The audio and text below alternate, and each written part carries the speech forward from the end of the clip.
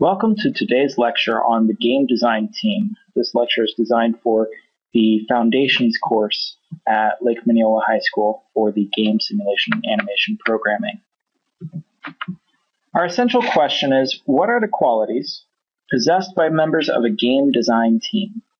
And what we really need to focus on at this point is some of the skills that are needed by members of the team, both as team members and as individuals. So looking at our design dynamics, we can see that individual skills that people would possess are hard skills and soft skills. Teamwork is essential to any game design team. You have to balance your strengths and weaknesses, and there are just some essential skills in general that everybody must have going into the game industry. So looking at our individual skills, particularly the hard skills, we're looking at things such as technical skills, such as programming, level designing, working with different software, communication in terms of emailing and being able to use word processors, Excel spreadsheets, etc. Typically, your hard skills are learned in trade schools, or they're used in education programs at the college or university level. Sometimes employers also train you in certain skills. It really just depends, but all of them require lots of practice to become proficient in whatever technical skill is trying to be learned. Looking at our soft skills, we can see these as our day-to-day workplace skills. Employers are really wanting individuals who are responsible. They want people that are dependable, punctual. They want people with a positive attitude. It cannot be stressed enough that you must have a positive attitude in the workplace. You also need to have initiative, respect, and professional attire. And professional attire is essential at any point in a career, but especially while working. More of these soft skills that I did not list are on other lists, other resources. Check out websites that are related to soft skills. But one important thing to know is that soft skills are more of a habit than a learned skill. You cannot necessarily go to school or go to training or go into some technical program to learn these skills.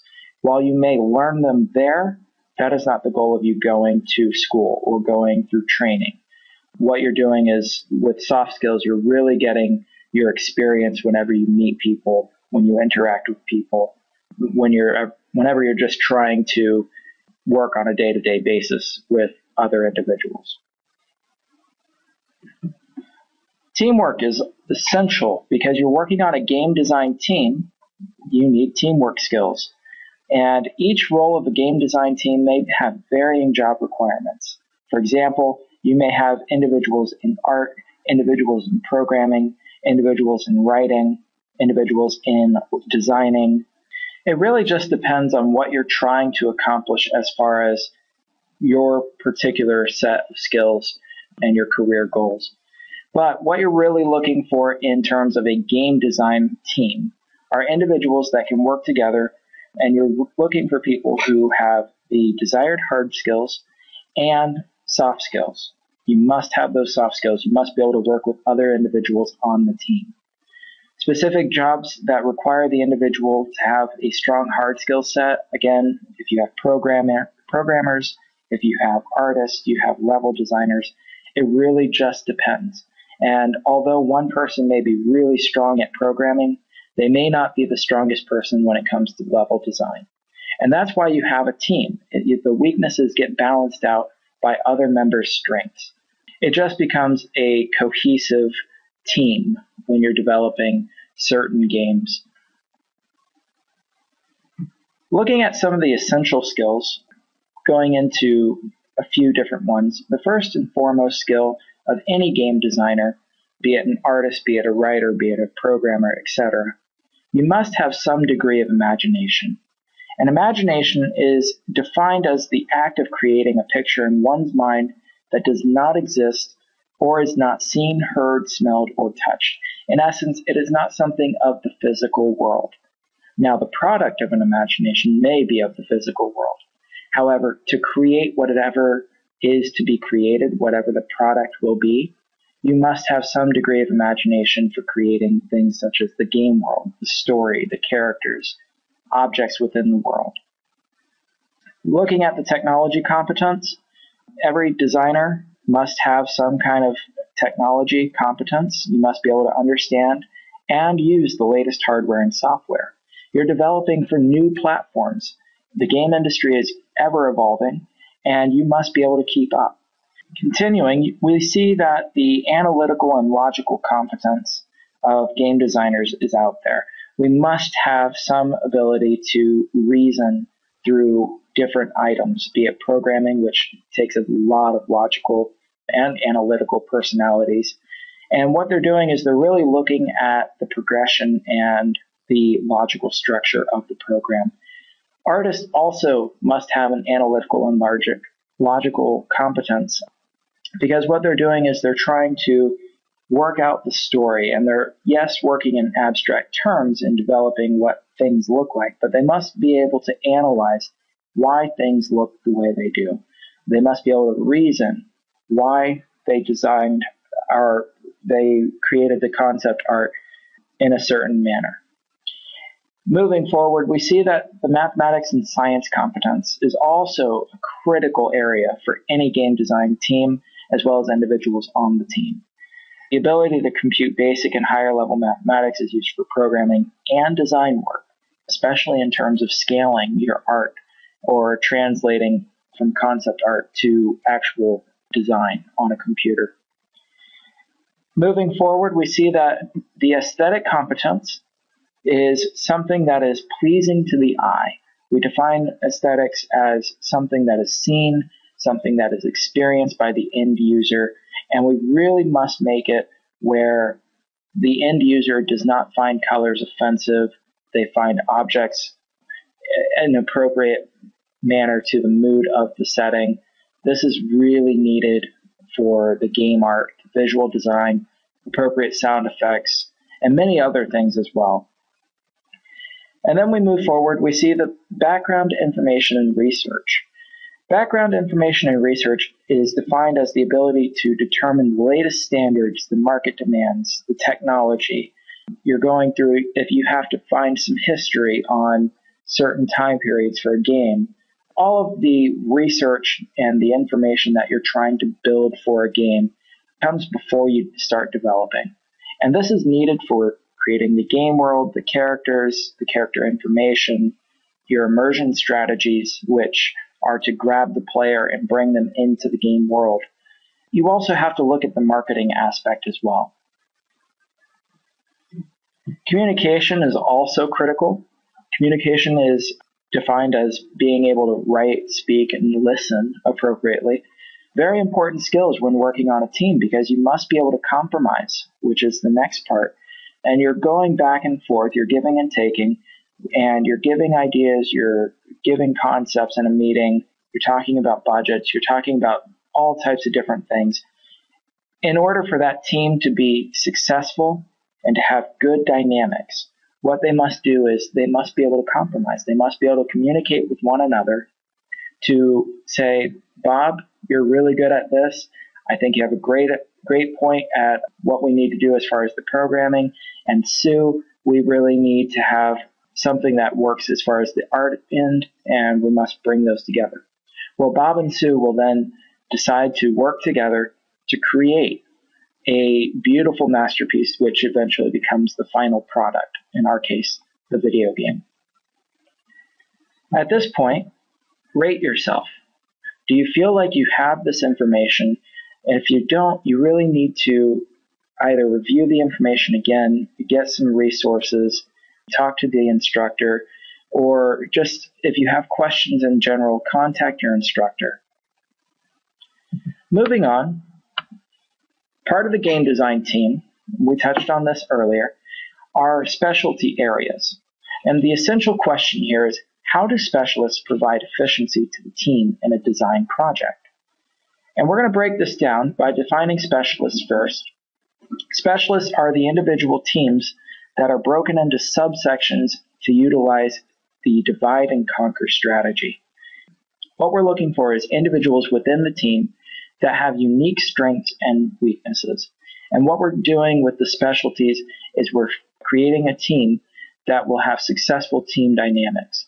Again, somebody may be very strong in programming, but not very strong in art. Therefore, you need somebody who's really strong in art to compensate for that other person. Breaking down a simple game design team, we can see that there's many different roles within the actual team. And this is just an example. There are many other roles that are not represented on this chart. But we're going to analyze the creative director, project manager, and a few other roles as well. Starting off with the creative director, we see that the creative director's role is to establish the team vision and direction. It is necessary to maintain organization from the project's initiation all the way through completion. And the creative director makes sure that everything works as it should. They are not responsible for hands-on coding. They are not responsible for art, but what they are responsible for is leading the team. And they may also assign the personnel roles who are responsible for those other things, such as the art and the coding and development. The creative director may also oversee multiple design teams and or projects at the same time. What they're doing is they're serving as a liaison between the company's management and the design teams. And what's happening is the creative director is trying to promote the game via marketing functions as well. The project manager, who reports to the creative director, coordinates the team leaders to ensure that all components are on task and well managed.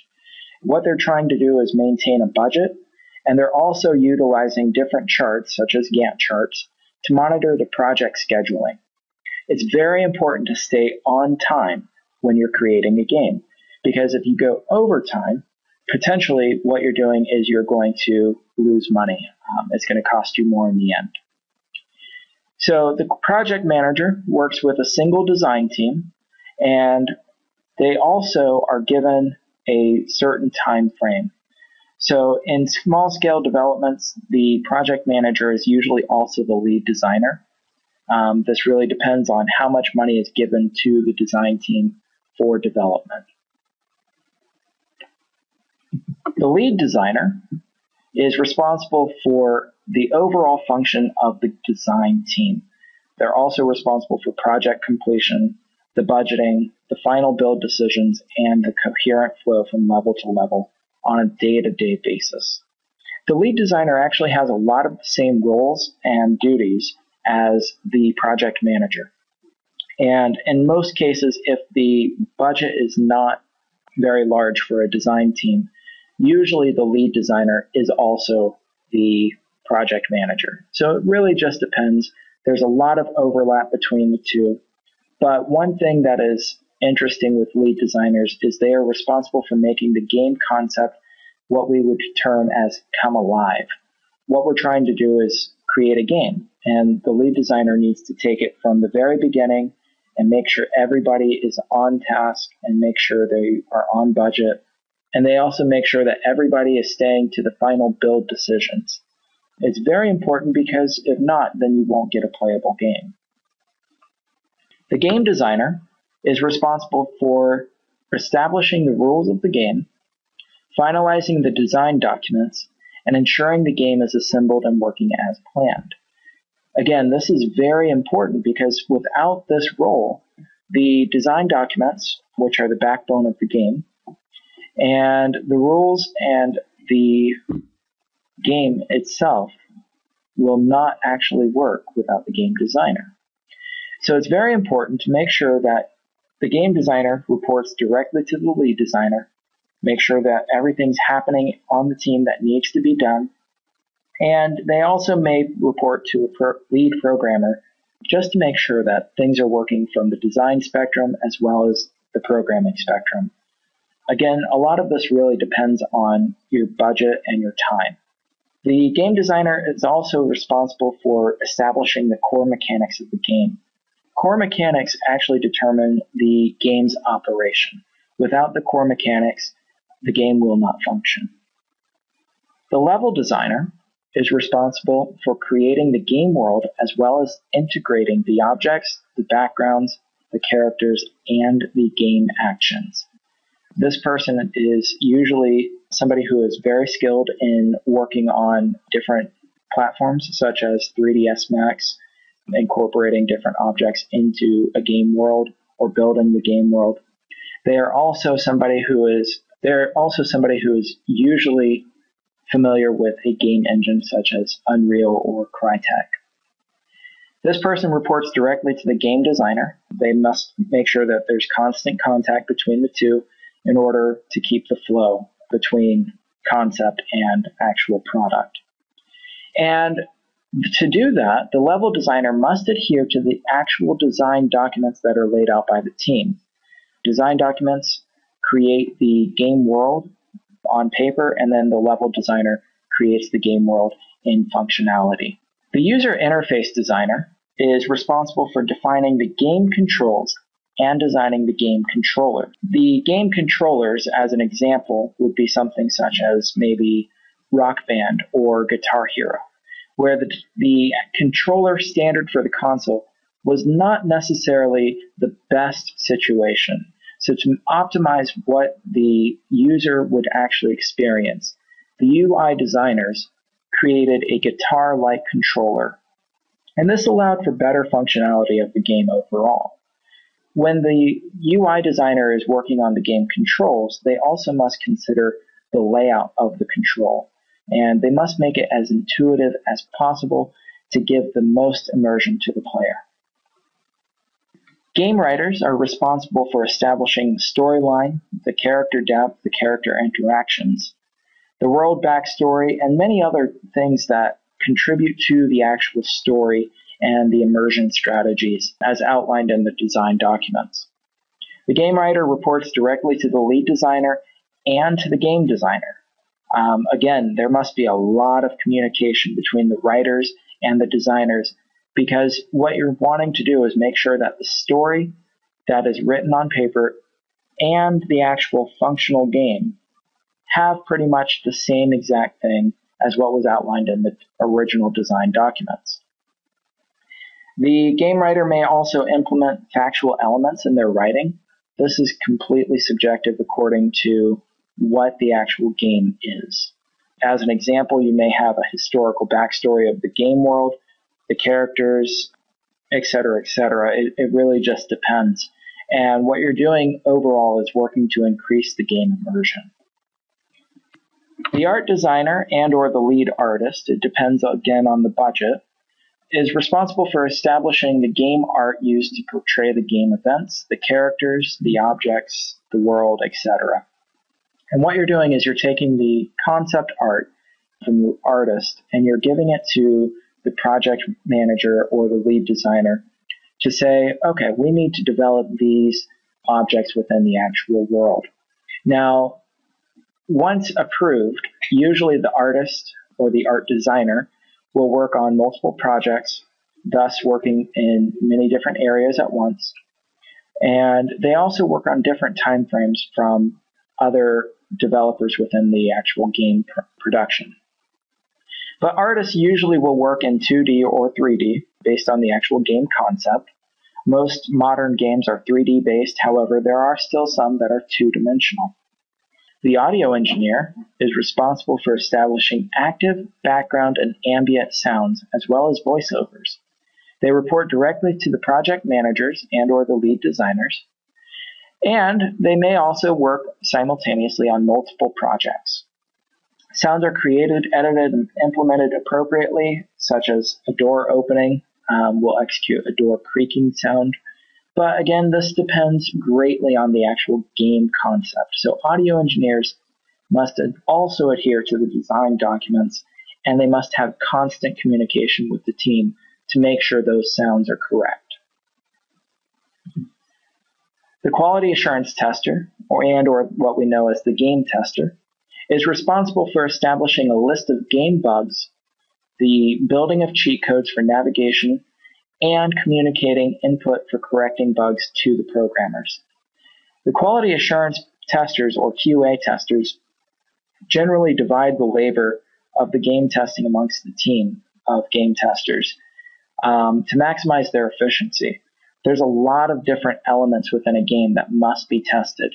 And the QA testers will find all of the bugs, and then if needed, they will correct the bugs by sending a report back to the project manager. But they also have to work with the lead programming team. They also must work on figuring out other suggestions within the game itself. We consider these to be bugs. However, when you're looking in the scope of a game, bugs usually mean bad things. Bugs can also mean just suggestions that may or may not be implemented in the game. At this point, rate yourself again. Check to see if you have any questions. If you do, please contact your instructor. Other than that, if you feel like you have this information, or if you feel you need to find external resources, or even if you just want to review the information, that is completely up to you.